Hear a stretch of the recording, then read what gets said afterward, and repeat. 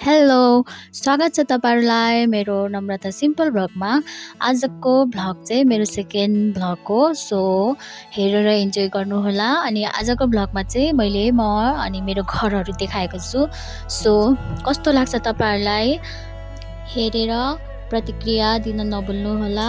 अनि हामी भिडियोतिर लागौँ। आज बिहान चाहिँ कहिलेले पुरा गीत गाइरहेको थियो होइन। अनि हामीले चाहिँ सोच्यौँ कि आज पानीपुरी बनाएर खाने भनेर, त्यही भएर आलु सिनिम अनि पानीपुरीहरू खुलायौँ। म चाहिँ मेरो घर नगएको निकै महिना भइसकेको थियो, त्यही भएर यो चोटि चाहिँ जाने मौका मिल्यो। अनि घरमा चाहिँ के कुरा भएको थियो भने अब फ्यामिली सबै अब भेट हुने भन्ने कुरा भएको थियो, त्यही भएर म पनि घर गएको थिएँ। अनि मलाई चाहिँ भिडियो गर्नु मन लाग्यो होइन। अनि त्यही भएर म चाहिँ भिडियो बनाउनुतिर आज बिहानै लागेको। मलाई भिडियो गर्न त खासै आउँदैन, त्यही माथि यसरी बोलेर त झन् एउटा नि आउँदैन। अनि त्यतिकै अब कोसिस गरेको छु, हेरिदिनु होला तपाईँलाई कस्तो लाग्छ। अनि घरमा चाहिँ बाबा मम्मी जेठा दाइ जेठी भाउजू बस्नुहुन्छ नि त। अनि जति कुराहरू मैले यहाँ भिडियोमा देखाएको छु होइन, अब अगाडि देख्नुहुन्छ तपाईँले, त्यो सबै हाम्रो दाइ अनि भाउजू मम्मी पापाहरूको मेहनतबाट गर्नुभएको हो। नि त खासै घर जान पाउँदैन।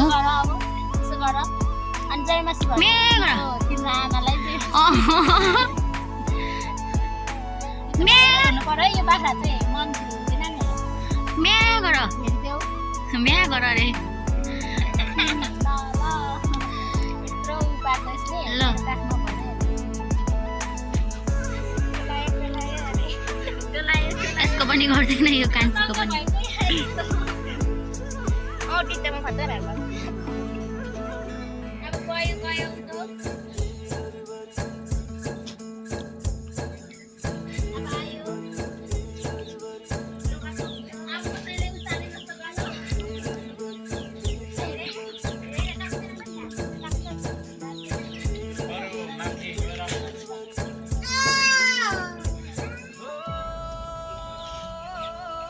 मम्मी के गर्नु भएको यहाँ भनिदिनु त।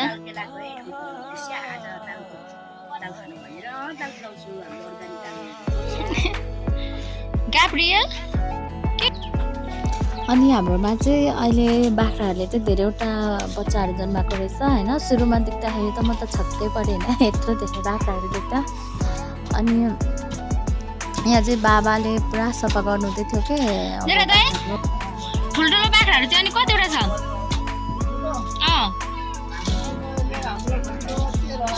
13वटा ठुल्ठुलो। अनि यो पाठाहरूसँग कति रे? 14वटा होइन? 13 + 14 जोड्दा कति भयो? आमामा 27वटा।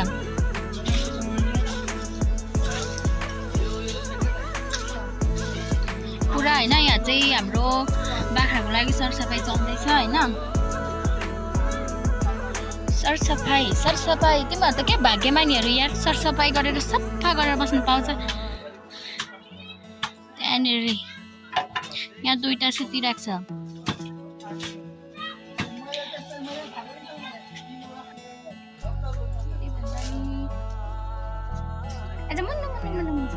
यहाँ चाहिँ यसको आमासँग बसिरहेको छ क्या, पुरै घाम तापेर। यिनीहरू चाहिँ मेरो खुट्टालाई चाड्दैछ। यता मेरो पेन खाँदैछ अहिले।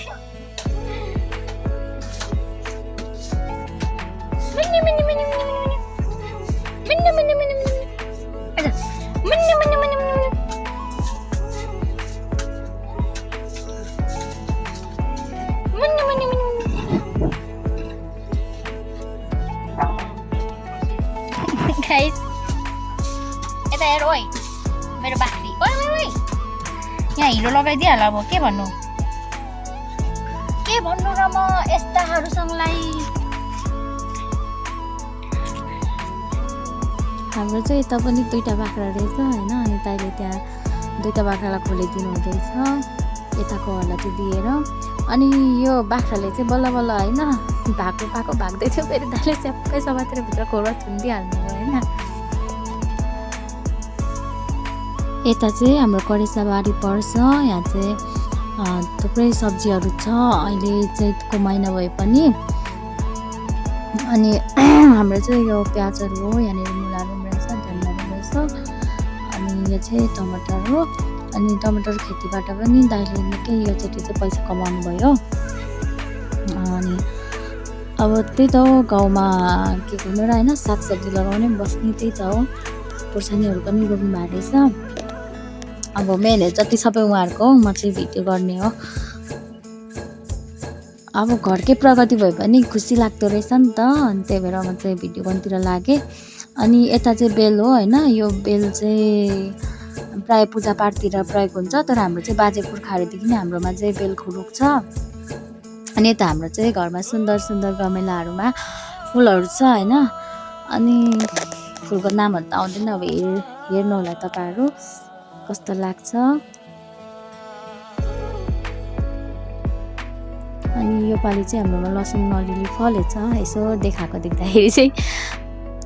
अनि हाम्रो चाहिँ योचोटि कुखुराहरू बारेर राख्नु भएको रहेछ वरिपरि। अनि उता सुँगुर पनि रहेछ सानो सानो। अनि अब यसरी बाह्र भने चाहिँ सुरक्षित हुन्छ नि त कुखुराहरू। अनि हाम्रो यता चाहिँ सानो सानो चिङ्ना, अब कि चल्ला भन्छ, चल्लाहरू छ होइन। अनि यता चाहिँ हाम्रो पोखरी छ। पोखरी चाहिँ हाम्रोमा दुईवटा रहेछ, यो एउटा यो अर्को भयो, यो चल्ला, दुईवटा पोखरी रहेछ। माछा चाहिँ खै सानो न सानो देख्छु, यो माछा के गरेर खाने हो कुनै कि यस्तै हो कि म त केही थाहा पाइनँ है।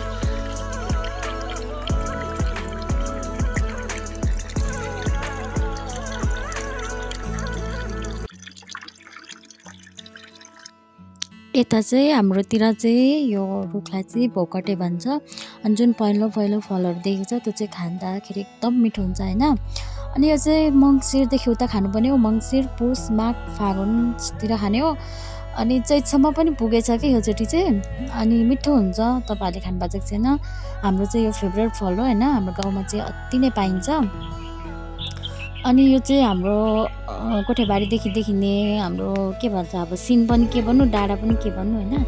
अनि यता जुन देख्नुभएको छ नि, यो दुईवटा घर चाहिँ हाम्रो सुरुको घर चाहिँ जेठा तिपारको, अन्तिमको घर चाहिँ माइला तिपारको हो होइन। यो चाहिँ मैले बारीबाट खिचेको।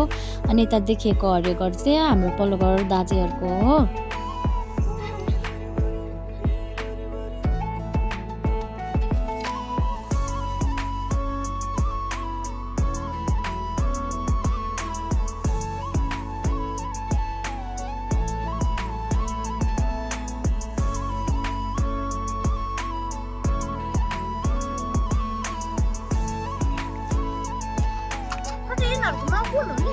आउन तल हेर्नु कुन हो।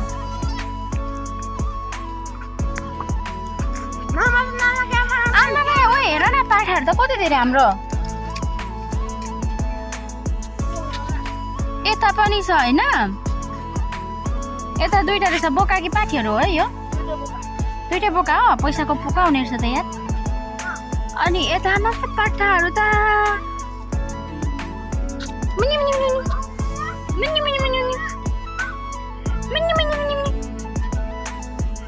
एउटा यहाँ छ होइन। अनि अर्को यता रहेछ आमामा पाठा 1 2 3 4 5 6 7 8 9 10 11 आमामा।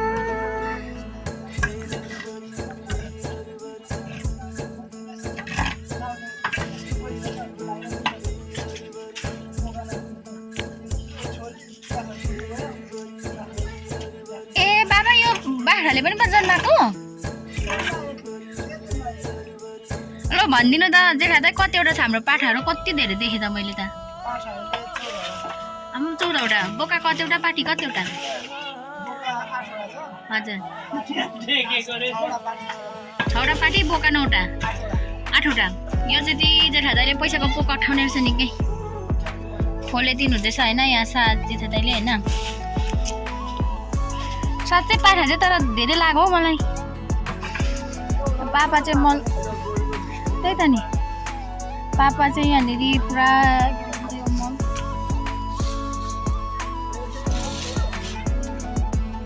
आज चाहिँ हामी फ्यामिलीमा सबैजना थियौँ, त्यही भएर हामीले चाहिँ फोटो लियौँ। अनि आजको भिडियो चाहिँ तपाईँहरूलाई कस्तो लागेको छ कमेन्ट गरिदिनु होला। अनि खासै राम्रो त म बनाउन जान्दिनँ पनि, त्यही पनि माया गरिदिनु होला। अनि आजको भ्लग चाहिँ यति नै। बाई बाई सबैजनालाई।